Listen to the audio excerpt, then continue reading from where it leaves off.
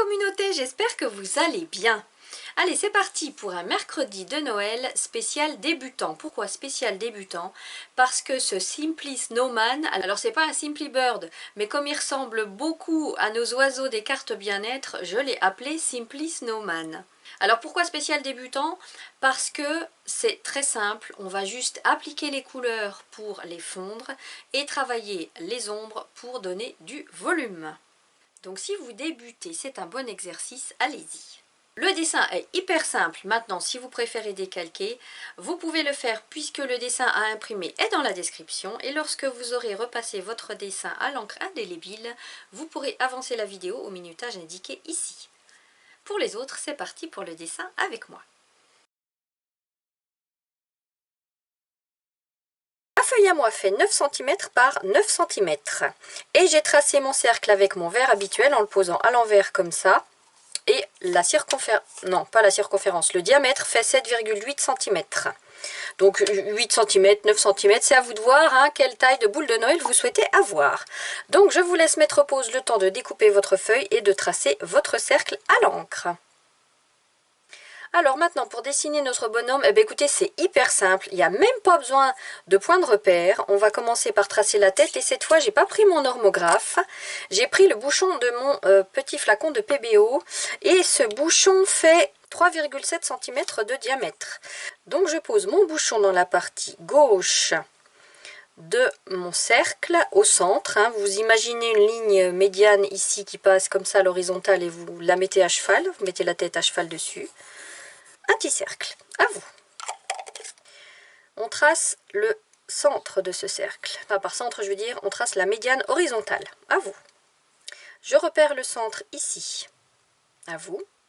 Et je repère de ce segment encore la moitié. À vous. Et c'est de là que va partir le nez. Une petite parenthèse qu'on ferme. À vous. On monte comme ça. Hop. Et hop. À vous. À ce niveau-là sera un œil. Bim. À vous. Alors si ça peut vous rassurer, il fait 9 mm de haut. Et au même niveau, donc pour être sûr que l'autre va être au même niveau, vous tracez une ligne comme ça. Et vous tracez l'autre ici, comme ça. Qu'on verra juste en partie. À vous. Alors je ne trouve pas assez large sur les côtés, vous voyez. Je vais l'élargir un petit peu. Pour que ce soit plus joli. Maintenant, on va tracer le bonnet. Il part du coin de l'œil ici. Il coupe le dessus ici. Et il arrive là. À vous. L'épaisseur du bonnet, on sort un peu de la tête, bim, bim, et on revient comme ça, à vous. Et là, toujours plus large que la tête elle-même, il y a l'épaisseur de la laine, hein. Bim, bim, avec une petite pointe arrondie, à vous. Alors, le corps, il va partir comme ça, et comme ça, à vous. Quand je vous dis que c'est simple, hein. Alors, l'écharpe, elle va être à cheval comme ça ici, revenir comme ça là, et on double, à vous. Ici, on part comme ça, un petit crochet au-dessus, on revient comme ça là, à vous. Je pars 1 mm à côté, je remonte, je fais ça, je redescends parallèle à celle-là. Enfin parallèle, presque, à vous.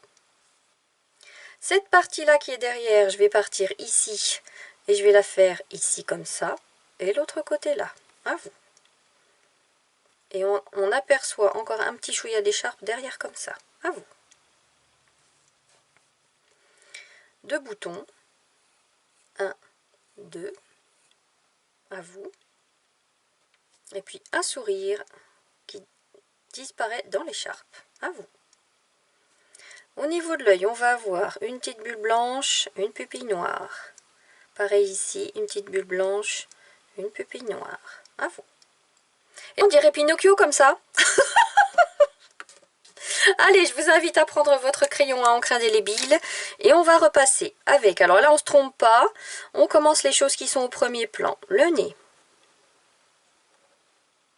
à vous. Ici l'écharpe, à vous. Ici l'écharpe elle tremblote un peu, on va dire qu'elle est un petit peu tricotée donc ça fait de l'épaisseur. Comme ça, hop. Derrière, le côté et derrière encore, à vous. les rayures de l'écharpe. 1, 2, 3, à vous. Une là, à vous. Et une là, à vous. Alors vous me direz, ça tremblote ici, ça tremblote pas là. Bah ouais, c'est pas logique, vous avez raison. Ah, c'est Hélène. Ensuite, le bonnet. Des petits chichis comme ça, des petits dômes. C'est pour l'effet moumoute. Et on suit le trait du dessin, comme ça, à vous. Le dessus, bim, à vous. Le petit sourire, à vous. Et l'œil. Hop, hop, et hop. Hop, hop, et hop. Et je colorie tout de suite la pupille en noir. Voilà, j'ai terminé mon coloriage. Je vous laisse mettre pause le temps de faire le vôtre. Alors, en ce qui concerne la tête, on ne va voir que le bord ici. Et puis le bord là. Ah si, puis sous le nez un petit bout. À vous. Ensuite, le ventre, hop, et les 2 boutons. Alors, les boutons, on va tracer une épaisseur. À vous. Et puis, si vous avez envie de faire le truc classique des boutons, les fils qui passent dedans, avec la croix. Voilà, à vous. Et maintenant, directement à l'encre, on peut faire nos flocons de neige qui empiètent sur le vêtement. Et sur l'oiseau. Pensez à casser des flocons sur le bord, hein, comme je dis toujours, ça donne de la crédibilité à un dessin. Voilà, j'ai terminé de faire mes flocons. Je vous laisse mettre pause le temps de faire les vôtres. Et bien maintenant que tout ça est fait, on peut gommer. Ah oui, puis j'ai oublié de vous faire les petites stries sur la carotte. Voilà, à vous. Avant de passer à la mise en couleur, on va masquer tout notre bonhomme de neige ainsi que tous les flocons. Alors pour masquer le bonhomme de neige, je vais utiliser mon pinceau habituel que j'utilise toujours pour ma drawing gum, que je protège au préalable au savon et que je renettoie après utilisation au savon. Et vous voyez, ça fait des années que je l'ai, j'ai toujours le même. Et il est intéressant celui-là parce qu'il est assez gros et puis il est bien pointu, donc ça me permet de faire des choses assez fines quand même. Et puis les flocons de neige, je les ferai tout simplement avec un cure-dent que j'ai déjà utilisé plusieurs fois. Vous voyez, il y a déjà de la drawing gum dessus, ce qui fait que quand je vais planter dedans, la drawing gum va bien adhérer après. Allez, c'est parti. Voilà, j'ai terminé d'appliquer ma drawing gum. Je vous laisse mettre pause le temps d'appliquer la vôtre. Et on se retrouve quand l'ensemble est sec. À tout de suite. Voilà, j'ai attendu quelques minutes que ma drawing gum sèche, donc elle doit être sèche au toucher, hein. Assurez-vous bien que rien ne colle. Je vous expose les couleurs de cet atelier. Le jaune de chez White Nights 211, c'est jaune tout court. Hein. Orange de chrome White Nights 217. Orange laqué White Nights 320. Rouge anglais White Nights 321. Alors si c'est votre premier atelier avec moi, vous constaterez que j'adore la marque White Nights. Bleu du ciel White Nights 512. Vert de mai de chez Schminke 524. Violet de chez PBO numéro 47. Bleu outre-mer White Nights 511. Gris de titane de chez Daniel Smith. Donc c'est un gris clair, il n'y a pas de numéro. Et mon gris foncé de chez Van Gogh numéro 708. Voilà, je vous laisse préparer vos couleurs et si vous n'avez pas exactement celle-ci, prenez celle qui s'en rapproche le plus. Alors le rouge anglais, c'est un rouge brique. Hein. Vous pouvez mélanger un marron normal avec un peu de rouge pour l'avoir. Pensez à fixer votre feuille à son support. Dans un premier temps, on va s'occuper du fond avec 3 couleurs. Le gris clair, le violet et le gris foncé. Donc je vous invite à les mettre à côté de votre illustration dans l'ordre du plus clair au plus foncé. C'est l'ordre dans lequel on va les utiliser. Et pour ceci, je vous rappelle qu'il existe une technique qui est dans la rubrique trucs et astuces du site qui s'appelle la technique du Lushomuku.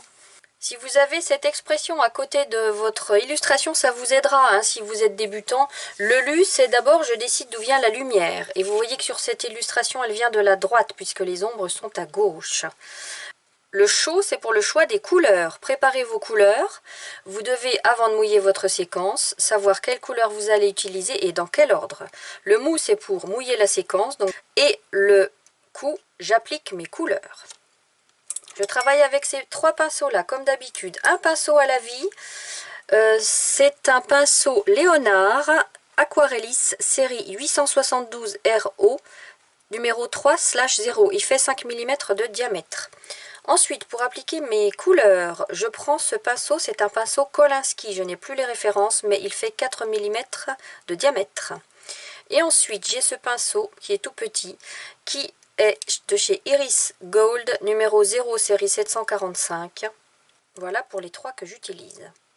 Après, si vous êtes hyper débutant, vous pouvez également utiliser ces 3-là que je conseille quand on ne sait pas si on va continuer l'aquarelle, qu'on débute tout juste, qu'on découvre, vous savez.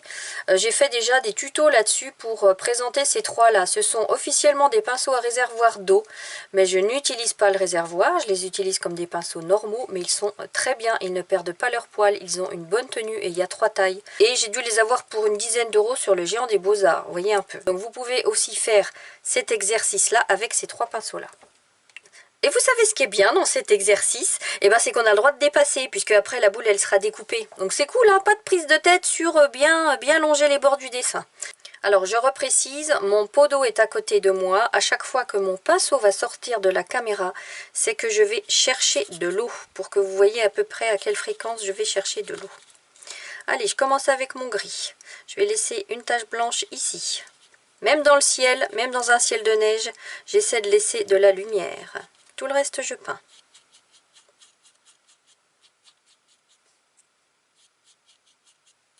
Hop, je rince un petit coup mon pinceau.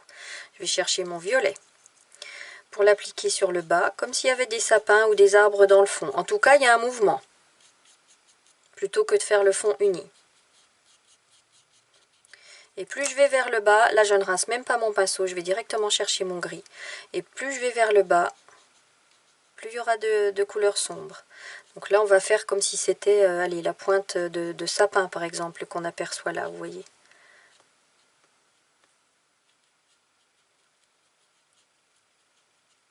Puis après vous laissez mi-gris, vous ne prenez pas la tête. Hein.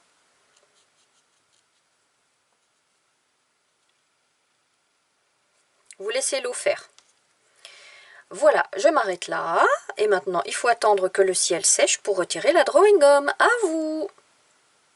Voilà, j'ai attendu quelques minutes que mon aquarelle soit sèche. Néanmoins, attention, si vous êtes débutant, lorsque on applique la drawing gum, vous savez qu'elle étanchéifie le papier et que quand on passe dessus, quand on applique notre couleur, on passe sur la drawing gum et puis il y a des taches qui restent, des taches de pigments, de couleur.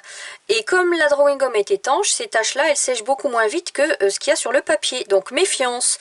Donc assurez-vous qu'il n'y a plus de taches humides qui restent et si c'est le cas, prenez un chiffon et puis tapotez comme ça. Comme ça, lorsque vous allez retirer votre drawing gum, vous ne tirerez pas des traînées de pigments. D'accord? Donc chez moi, je pense que c'est bon. Oui, c'est bon. Donc si c'est bon chez vous, allez-y, retirez votre drawing gum. Voilà, j'ai retiré ma drawing gum. Je vous laisse mettre pause le temps de retirer la vôtre. Maintenant, au cure-dent, je vais repasser, reprotéger tous les flocons qui touchent notre bonhomme de neige. Donc je vous invite à le faire également. Et puis dans la foulée, ce qu'on peut faire ici aussi, pendant qu'on y est, c'est de protéger les 2 boutons. Même si normalement, on ne viendra pas jusqu'ici avec la couleur, parce que le bonhomme de neige est blanc, le corps est blanc, et là, ce sera juste des ombres portées des boutons qu'on aura. Mais faites-le quand même. Alors, pendant que tout ça, ça sèche, on peut quand même travailler le nez avec notre jaune, le orange clair, le orange foncé et le rouge anglais. Donc préparez vos couleurs. Et là je vais travailler avec mon tout petit pinceau, ça va suffire. Je vais mouiller avec mon petit pinceau.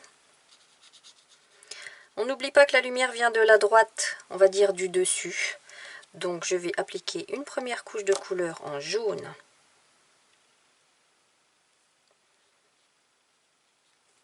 Je vais essayer de laisser une petite tache blanche au centre là, ce qui n'est pas très logique puisque la lumière vient du dessus. Je vais voir si elle se referme ou pas. Si elle se referme, ce n'est pas grave.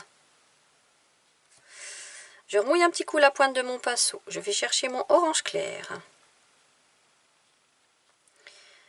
Je fais tout le tour du nez en laissant apparaître le jaune au milieu. Je rince un petit coup la pointe de mon pinceau. Je vais chercher mon orange foncé. Et là, je vais travailler la gauche et jusqu'au milieu.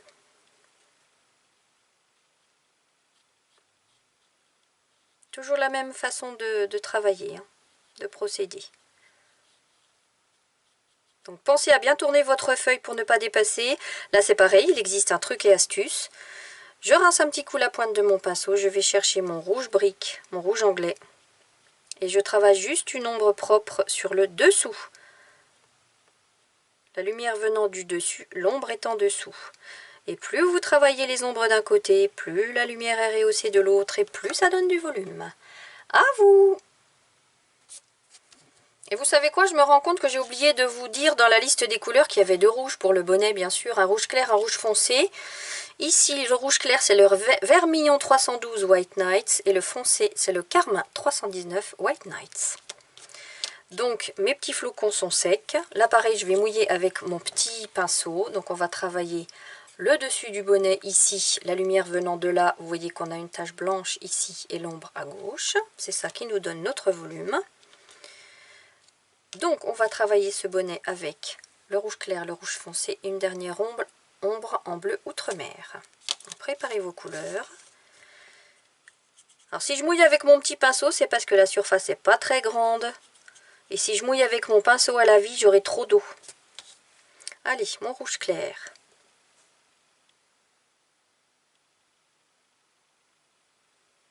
Je laisse une petite tache blanche sur la droite, ici. Tout le reste, je peins. Alors vous savez que moi j'aime bien que ça pète de couleur, je rajoute une couche. J'aime bien que ça soit très très intense ce que je peins. Si vous êtes plus dans des tons pastels, vous ne laissez qu'une couche de couleur. Bim, je rince mon pinceau, je vais chercher mon rouge foncé. Et je vais travailler ce rouge sur la gauche en arrondi. À partir de la moitié du bonnet. Je rince mon pinceau, je vais chercher mon bleu. Et je vais travailler une dernière ombre propre ici. Et vous voyez que le bleu se transforme en marron. Il aurait pu se transformer en violet aussi, hein. Ça dépend des doses de pigments qu'on met en fait. Donc juste sur la gauche. Et puis là, on va donner les petits mouvements de la moumoute. Comme ça. Avec des petits points. À vous. Alors, pour l'écharpe, on va travailler les ombres, des ombres toutes légères avec du gris clair, avant d'appliquer notre couleur rouge. Je vais mouiller cette première partie-là avec mon pinceau Kolinsky et je vais appliquer mon ombre avec mon petit pinceau, donc mon gris clair. Il y a l'ombre propre ici sur le bas.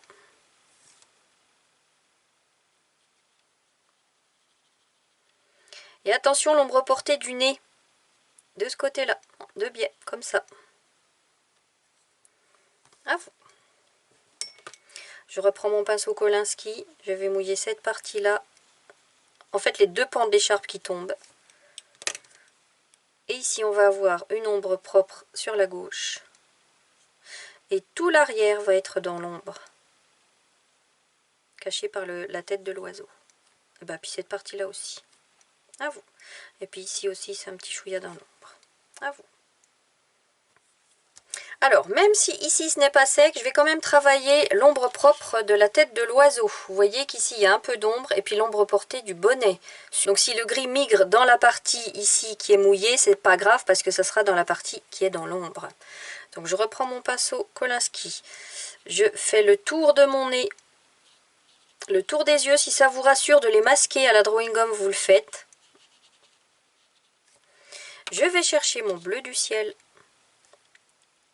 Alors là, il est trop intense, vous voyez. Donc je rince mon pinceau et puis je vais l'alléger, ce bleu du ciel. Et juste sur la joue, là derrière, et l'arrière de la tête, comme ça. Et l'ombre portée, je vais rechercher la matière ici pour en mettre là. Et l'ombre portée sur le visage, ici. Et puis il y a l'ombre portée du nez. Un petit coup là, comme ça. mais tout léger. Et puis pour donner du mouvement à tout ça, allez, soyons fous, mettons un petit peu de rouge anglais. Et puis on va partir former des petites dents dans la moumoute pour le mouvement. Comme ça. À vous. Allez, je reprends mon pinceau Kolinsky pour mouiller l'ensemble. Je m'assure que mes boutons sont bien secs. Maintenant, je remouille tout le devant ici. Je reprends mon petit pinceau. Je vais chercher mon bleu du ciel, tout léger. Il y a l'ombre portée de l'écharpe sur le corps. Et ici l'ombre propre en arrondi. Et l'ombre portée de chaque bouton. Je vais chercher mon rouge anglais. Je vais donner du mouvement à cette ombre. Pour le fun, hein. Ça aurait pu être du violet aussi, hein. Tiens d'ailleurs, puisqu'on le dit, allez, un petit peu de violet. Donc quand je dis que l'aquarelle c'est un jeu, ben voilà, hein. Hop. Je rajoute un petit peu de violet ici, renforcer l'ombre propre, l'ombre portée de chaque bouton. Ombre propre, ombre portée, pareil dans trucs et astuces. Il y a tout ce qu'il faut pour expliquer ce que c'est. Voilà, j'en mets pas plus que ça. Et puis si derrière, dans l'encoche, qui est juste entre les deux pans de l'écharpe, c'est le corps de l'oiseau. J'ai tellement l'habitude de dire, de parler de nos Simply Birds. C'est le corps du bonhomme de neige et c'est en violet. Ah, vous voyez, c'est pas sec. Bon, tant pis, je laisse migrer, c'est pas grave. C'est le rouge qui prendra le dessus après. Assurez-vous que ce soit bien sec quand même, c'est mieux. À vous! Allez, maintenant, on va travailler le bord vert du bonnet. Je vais travailler ça avec mon jaune, mon vert clair et puis du bleu outre-mer. Donc, préparez vos couleurs. Je mouille avec mon pinceau Kolinsky.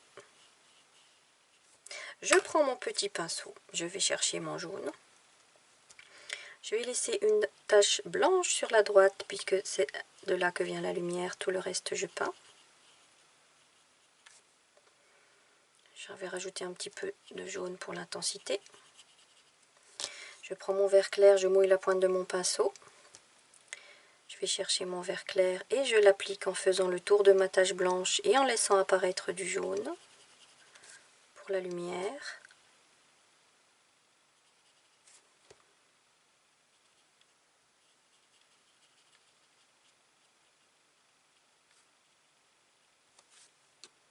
Donc vous allez chercher autant de fois que nécessaire des pigments, hein.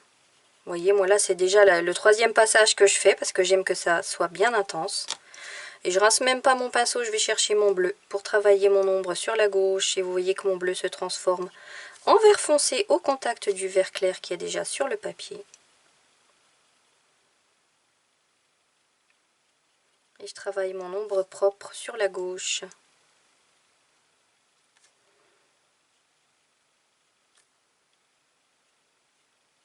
Avec des petits chichis comme ça pour le volume.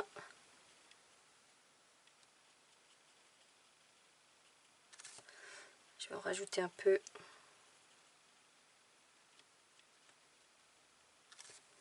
Voilà, à vous. Allez, maintenant les petites rayures rouges.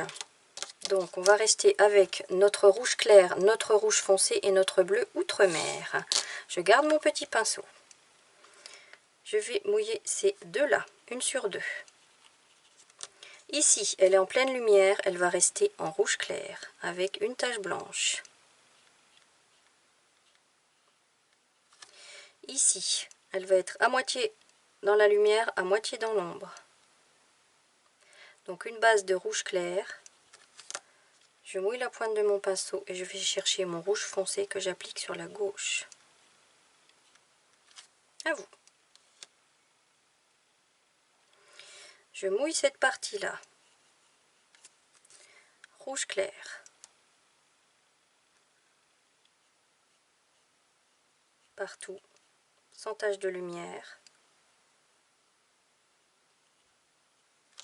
Et rouge foncé que je repasse par-dessus. Puisque cette partie-là est dans l'ombre. À vous.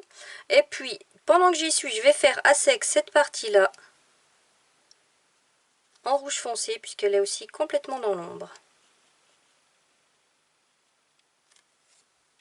À vous. Bon, vous savez quoi, je suis en train de regarder ma bordure verte là, puis elle me plaît pas. Je trouve qu'elle est pas assez intense, il n'y a pas assez de volume. Vous voyez ici, j'avais une ombre qui était plus prononcée. Donc je vais la reprendre.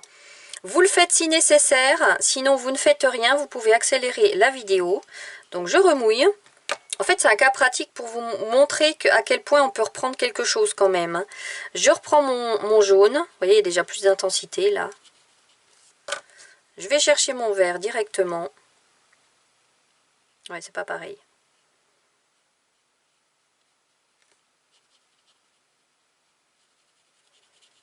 Hop, et je vais chercher mon bleu directement. Ouais, ça je préfère. Et j'applique mon bleu juste sur la gauche.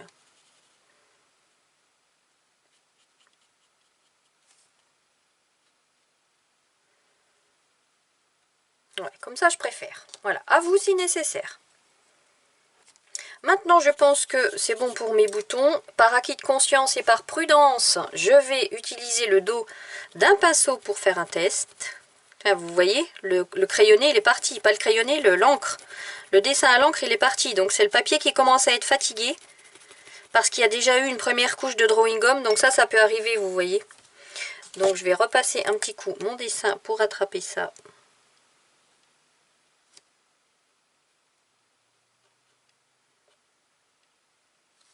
Voilà.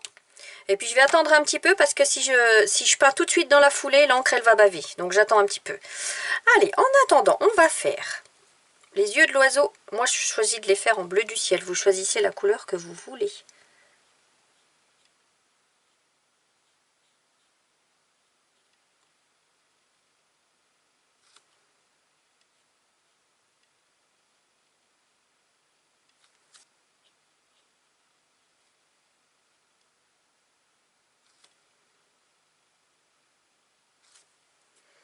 Voilà, à vous. Allez, maintenant je vais faire mes boutons. Alors ce sont des boutons verts. Il y a juste une base de jaune et puis du vert clair. Et puis on travaillera l'ombre propre après avec du bleu. Donc à sec, j'applique sur support sec. C'est pas large, on va pas se prendre la tête. Hop, je vais chercher directement mon vert clair.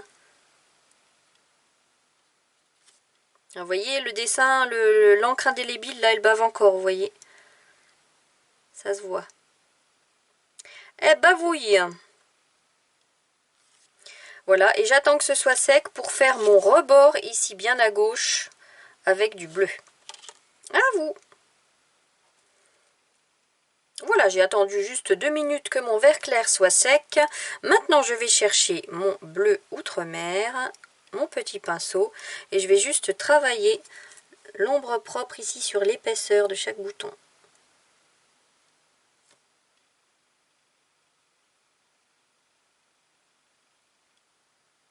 Voilà. À vous. Alors, avant de retirer la drawing gum qui est sur tous mes petits flocons qui touchent le bonhomme de neige, j'attends un peu parce que là, vous voyez, au toucher, c'est encore un peu lourd. Donc, je suis sûre que si j'enlève la drawing gum maintenant, ça va arracher le papier. Donc, j'attends encore. Voilà, c'est bon. Je fais un petit test, mais je suis sûre que... Ouais, c'est bon. Vous pouvez retirer votre drawing gum des flocons. Et voilà les amis. Alors maintenant si vous le souhaitez, un petit trou à la perforatrice ici, une petite ficelle dorée pour mettre dans le sapin et cette illustration est terminée. Voilà, j'espère que vous vous êtes bien amusés. Maintenant, à vous de faire d'autres versions de ce Simply Snowman, de l'élargir, de lui rajouter des copains, de lui rajouter un paysage autour. À vous de jouer. Je vous embrasse très fort, prenez soin de vous.